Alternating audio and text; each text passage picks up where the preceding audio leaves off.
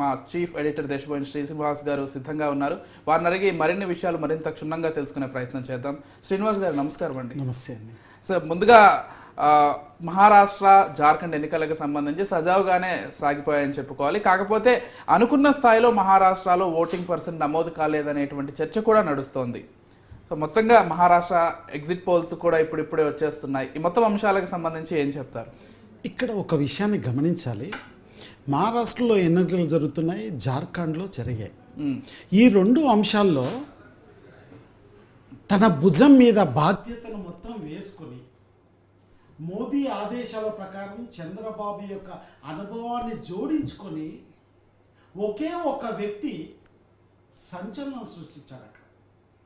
ఆ సంచలన నేపథ్యమే మహారాష్ట్రలో, జార్ఖండ్లో ఇప్పుడు ఎన్డీఏకు రాబోతున్నటువంటి విషయాన్ని మనం అర్థం చేసుకోవాలి. ఎవరు ఆ వ్యక్తి? ఒక అలజడి వస్తుంది ఆ వ్యక్తి పేరు చెప్పగానే, ఒక ఫ్రీక్వెన్సీ వస్తుంది, ఒక ధైర్యం వస్తుంది, తెలియనటువంటి ధైర్యం వస్తుంది యువతలో, మహిళల్లో. ఆయనే పవన్ కళ్యాణ్. ఆ పవన్ కళ్యాణ్ వెళ్ళి అక్కడ మాట్లాడిన తీరు ప్రజల్ని ఎంతో చైతన్యవంతంగా తయారు చేసింది. ప్రతి అంశంలో మీరు ఎక్కడా భయపడాల్సిన అవసరం లేదు, ఏ ప్రభుత్వానికి, ఏ రాజకీయ నాయకులకు తలొగ్గాల్సిన అవసరం లేదు.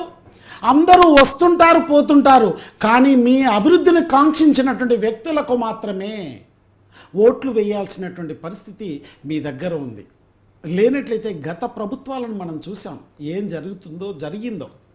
సో ఇప్పుడు మనకు కావాల్సింది మనల్ని ఆదుకునే వాళ్ళు, మన అభివృద్ధి కోసం కాంక్షించే వాళ్ళు, మన అభివృద్ధిని ఆలోచించే వాళ్ళు, మనకు చేయూతనిచ్చే వాళ్ళు మాత్రమే కావాలని ప్రతి మీటింగ్లో నొక్కి ఒక్కానించి చెప్పినటువంటి సందర్భం ఆయనది.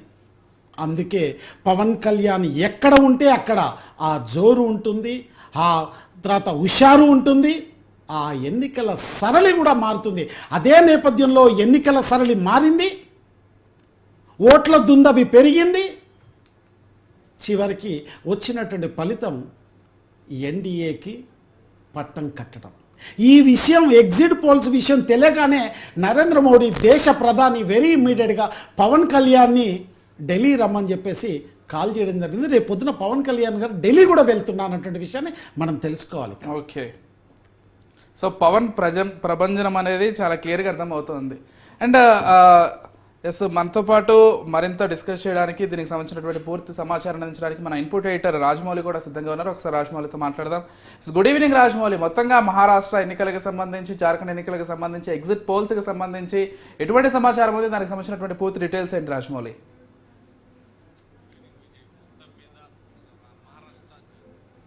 సంబంధించి ఇప్పటి వరకు హోరాహోరీన ప్రతి ఒక్క పార్టీ మొత్తం మీద అక్కడికి వెళ్ళి చేయడం జరిగింది. ఏదైతే ప్రతి ఒక్కరు కూడా తనకు మద్దతు తెలిపే వ్యక్తులను కూడా తీసుకువెళ్ళి ప్రచారంలో హోరా అవుతుంది.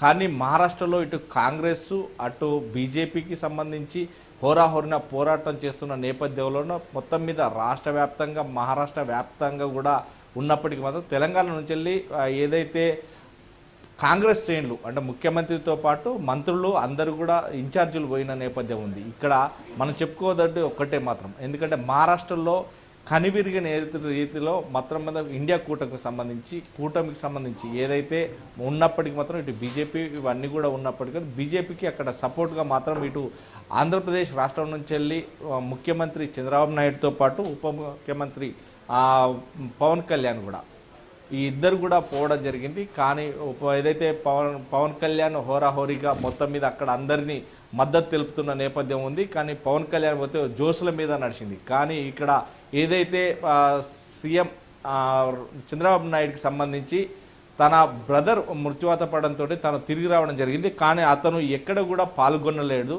కానీ ఇక్కడ ఉంది ఒకే ఒక వ్యక్తి, పవన్ కళ్యాణ్. ద పవనిజం లాంటి వ్యక్తి అక్కడ ఉండడం చేత మొత్తం మీద అక్కడ ఉండెళ్ళి మహారాష్ట్రను అంతా కూడా చుట్టి తిరగడం జరిగింది. అతను భుజస్కంధాల పైన ఆ పార్టీని వేసుకొని తిరగడం జరిగింది. కానీ ఎగ్జిట్ పోల్ విషయాలకు వస్తే మాత్రం హోరాహోరీగా ఉన్నప్పటికీ మాత్రం అక్కడ బీజేపీ స్పష్టంగా గెలుస్తుంది అనేది మాత్రం అర్థమైంది. మనం మహారాష్ట్ర జార్ఖండ్కు సంబంధించి ఒకసారి ఎగ్జిట్ పోల్ను వివరించే ప్రయత్నం చేద్దాం. మొత్తం మహారాష్ట్ర జార్ఖండ్ అసెంబ్లీ ఎన్నికల పోలింగు ముగియడంతో ఎగ్జిట్ పోల్ వెలువడుతున్నాయి. 2 రాష్ట్రాల్లో ఎన్డీఏ విజయం సాధించే అవకాశం ఉన్నట్టుగా ఎగ్జిట్ పోల్ అవకాశాలు పేర్కొన్నది.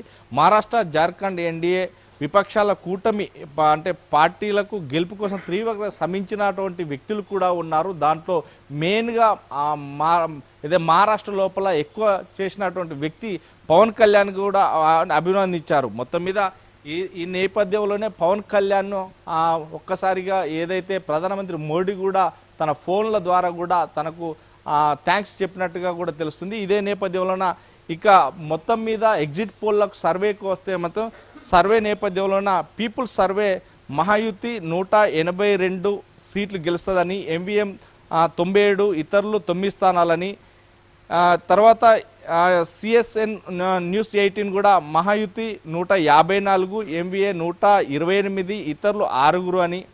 అదే మ్యాట్రిక్కు సంబంధించి మహాయుతి 150, 170 సీట్ల వరకు గెలుస్తుందని, మొత్తం మీద ఎంవీఏ 128, ఇతరులు 6 అని. ఇక ఏదైతే పీ మార్కు సంబంధించి మహాయుతి 137, 157 గెలుస్తుందని, ఏబిఎంకు సంబంధించి 126 నుంచి 146, ఇతరులు 2 నుంచి 3 గెలుస్తారని. ఇక ఏదైతే లోక్సభకు సంబంధించి మరాఠీ మహాయుతి 128 నుంచి 142, ఏవిఏకి సంబంధించి 125, 140, ఇతరులు 18 నుంచి 23 మంది. కానీ ఎక్కడ చూసినా కానీ ఎగ్జిట్ పోల్కు సంబంధించి చూస్తే ఎన్డీఏ కూటమికే ఎక్కువగా అవకాశాలు ఉన్నాయి. జార్ఖండ్ లోపల మాత్రం ఎన్డీఏ కూటమి అంటే మహారాష్ట్రలో చూస్తే మొత్తం 288 సీట్లు స్థానాలకు గాను మెజార్టీ మార్కు మాత్రం అక్కడ 145. అంటే మొత్తం మీద ఎన్డీఏ కూటమి అంటే ఎన్డీఏ కూటమికి సంబంధించి మొత్తం మీద మహారాష్ట్ర, జార్ఖండ్ మాత్రం తగ్గాపూర్గా ఉంటుంది. మొత్తం మీద ఎన్డీఏ కూటమికి మాత్రం బీజేపీ అక్కడ హస్తవశం చేసుకుంటుంది. ఇక జార్ఖండ్లో మొత్తం సీట్ల సంఖ్య చూస్తే మాత్రం 81, ఆ స్థానాల లోపల మెజార్టీ మార్క్ మాత్రం 41. భాజపాకు మాత్రం 68 సీట్లు వస్తాయి అనేది మాత్రం అక్కడ ఎగ్జిట్ పోల్ సర్వే చెప్తుంది. ఈ నేపథ్యంలోనే మొత్తం మీద ఒక్కసారిగా ఆంధ్రప్రదేశ్ రూపురేఖలు మారడానికి కారణం ఇక ఏదైతే ఇండియా కూటమిలకు సంబంధించి లేకపోయినప్పటికీ మాత్రం ఇక్కడ ఎన్డీఏకు సంబంధించి ఏదైతే పవన్ కళ్యాణ్ చేసినటువంటి కృషి, శ్రమ, ఈ రెండింటికి ఫలితమే ఆంధ్రప్రదేశ్ రూపురేఖలు మారతాయి. ఇక భారతదేశంలో మొట్టమొదటి స్థానంలో ఆంధ్రప్రదేశ్ను ఉంచబోతున్నారు అని కూడా తెలుసు. ఇదంతా పవన్ కళ్యాణ్ శ్రమే అంటూ పవన్ కళ్యాణ్ ఎక్కడికి పోయినా ధీరుగా వీరుగా అంటే జబ్బా ఏదైతే ప్రతి ఒక్కరి జబ్బా మీద చేసి ప్రతి ఒక్కరిని నా అనుకొని పిలిచాడు, ప్రతి ఒక్కరిని కూడా ఏదైతే మహారాష్ట్ర లోపల తనకున్న ప్రభావాన్ని చూపెట్టు, తనకు అక్కడ ఉన్నటువంటి వ్యక్తులు కావచ్చు, లేదంటే తనకున్న అభిమానులు కావచ్చు, అంతా మొత్తం మీద ఎక్కడ ఏ జిల్లా చూసినా కానీ ఆయనకు రంగరంగ వైభవంగా అందరికి ఘన స్వాగతం పలికారు. ప్రతి ఒక్కరు కూడా పవనిజం అంటేనే పవన్ కళ్యాణ్ అనే నేపథ్యంలో అక్కడ మారుమోగిపోయిన సంఘటన చూసాం. ఇక ఈ నేపథ్యంలోనే ఇక్కడ మాత్రం పవన్ కళ్యాణ్ శ్రమించి కష్టపడ్డదానికే ప్రతిఫలంగా ఇప్పుడు జార్ఖండ్ కావచ్చు, మహారాష్ట్ర కావచ్చు గెలుపు ధీమాగా ఉన్నట్టుగా మనకు తెలుస్తుంది. Vijay, right, thank you Rajamouli. Sir, ఒకవైపు